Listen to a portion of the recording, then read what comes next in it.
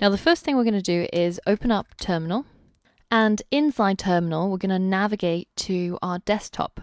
So if you're not familiar with the command line and you haven't watched the module on the command line, then I recommend you to take a look at it now, because we're going to be using a lot of the commands to create directories and navigate around. So if you're not yet familiar, then it's a good time to take a look at that.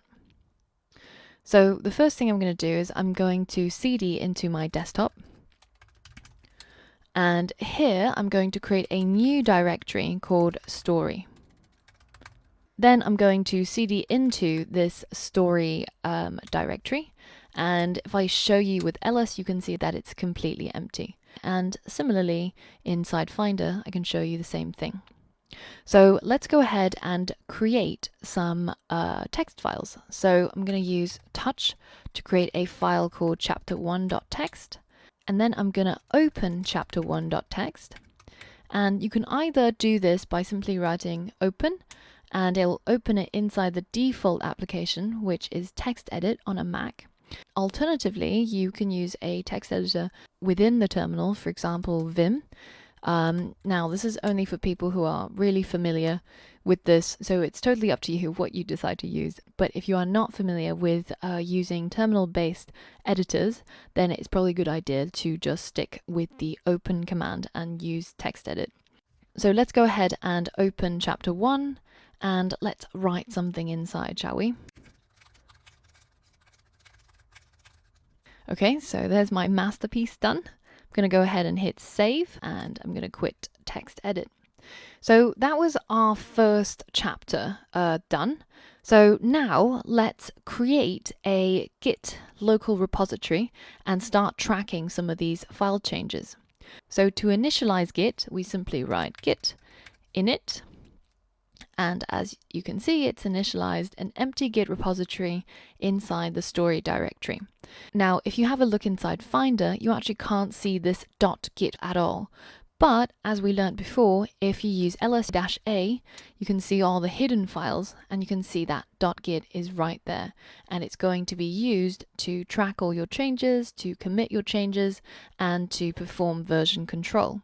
So we're currently inside the story directory, and you can also call this the working directory. So as I mentioned before, using Git and learning about version control, it comes with some of its own terminology and language.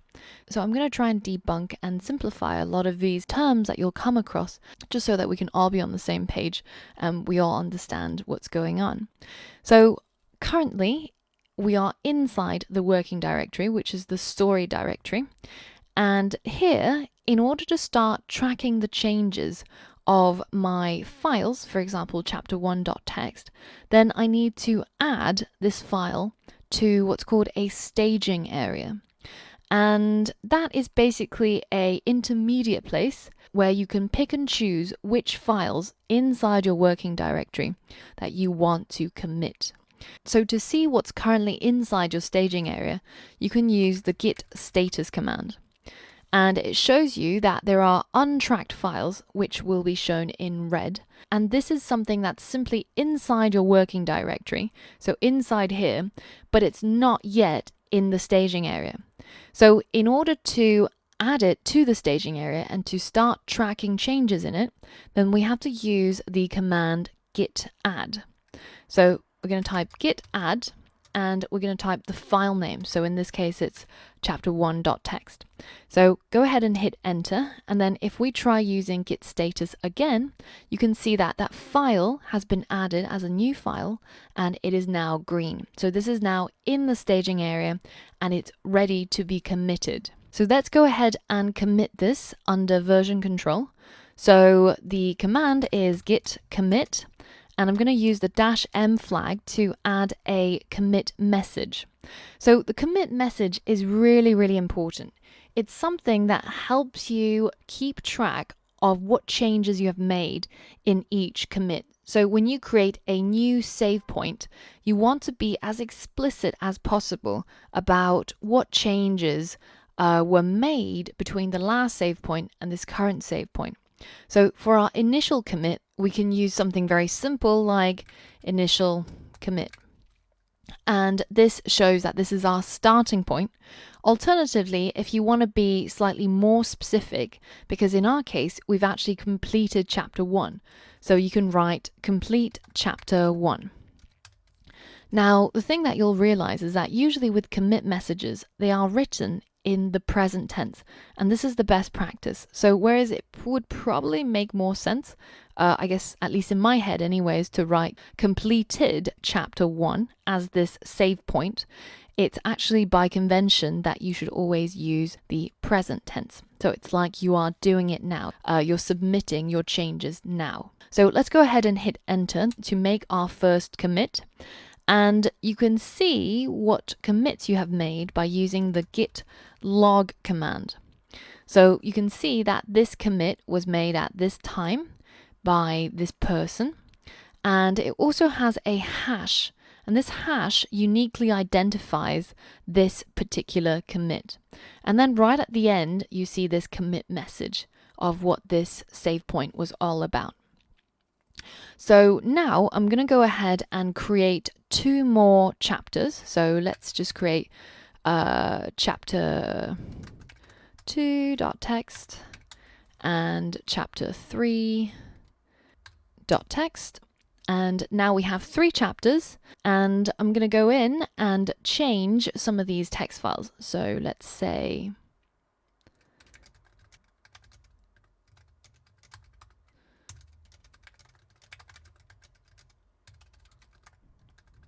okay, so that's chapter 2 done. And finally, let's go ahead and just open chapter 3 and edit that as well.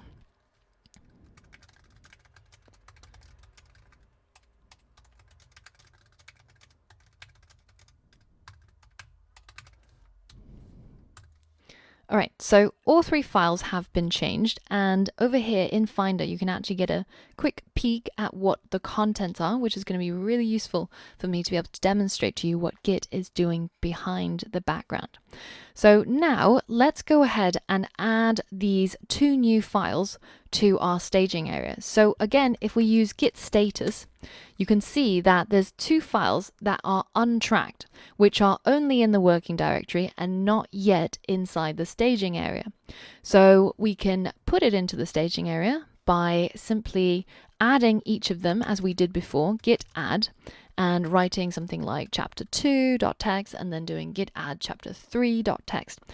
But as you can imagine, if you have quite a few files, then it can get incredibly tedious having to do this one by one. So of course there is a better way.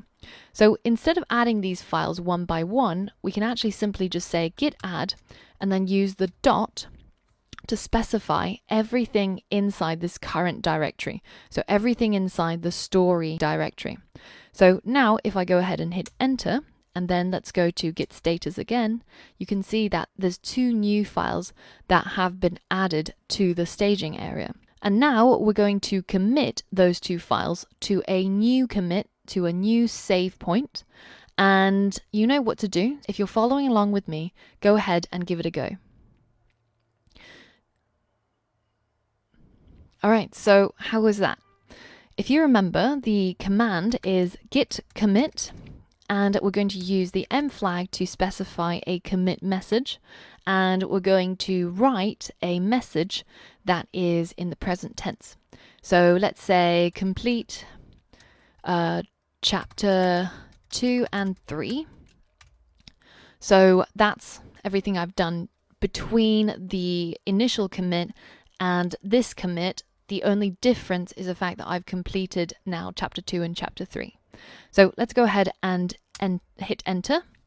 So again, let's check it out using git log. We can see that we now have 2 commits, both with different hashes because they are unique and they are different. So the initial one was complete chapter 1 and it was done at this time. And then later on, about 5 minutes later, I completed chapter 2 and 3, and that was the second commit. And this is where we are at right now. So you can see by the head, by this word head, this is the position or the current state that we are in. So I just want to quickly recap what we've just done. So we created a file in our working directory inside our story directory. So the working directory is the folder or the directory where you initialize your Git repository. When we said git init, we did that inside the story directory. So that becomes our working directory. And from now on, Git is going to try and track the changes that it sees between the working directory and the local repository. So in the beginning, we created a file inside our working directory, inside story, and then we used git add to push it to the staging area. Now, the reason why there is this intermediate staging area, because you might wonder, why not just go from the working directory straight to the repository? Why do we need this extra step? Well, sometimes you might not want to add all of your files to be tracked or all of your files to be committed. So the staging area is a good place to try and figure out what are the things that you want Git to ignore and what are the things that you want to be tracked. So once we've used git add, we've put our file into the staging area and we're happy with the changes that we are going to commit, then the next step is to go ahead and commit it using the git commit command. So now our file is inside our local repository, so that .git, and that version is given a name through the commit message.